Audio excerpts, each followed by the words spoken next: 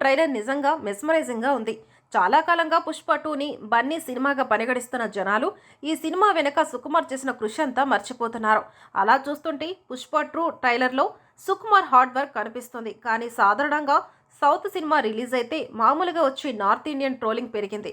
విడుదలకు ముందే pre release business 900 కోట్ల వరకు జరిగింది. పుష్ప 2 ట్రైలర్ బాగుందని ఎంతమంది మాట్లాడుకుంటున్నారో అలాగే ట్రోలింగ్ కూడా అలాగే జరుగుతుంది. ఈసారి బాలీవుడ్లోని ఓ మీడియా వర్గం పుష్ప 2 ట్రైలర్ను అధికారికంగా ట్రోల్ చేసినట్లు తెలుస్తుంది. ఇందులో పుష్ప అనే పదానికి ఫైర్ అనే అర్థం కాకుండా వైల్డ్ ఫైర్, మిస్ ఫైర్ అయినట్లు తెలుస్తుందని కామెంట్లు చేస్తున్నారు.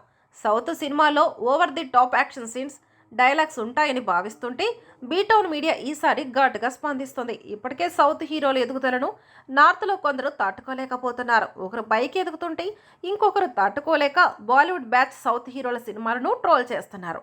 అలాగే పుష్ప 2 సినిమాలో రష్మిక కాళ్ళ దగ్గర అల్లు అర్జున్ కూర్చున్న సీన్, రష్మిక బన్నీ మీద వాటర్ పోసే సీన్, పుష్పరాజ్ సిగరెట్ వెలిగించుకునే సీన్లను ఎడిట్ చేసి దారుణంగా ట్రోల్ చేస్తున్నారు.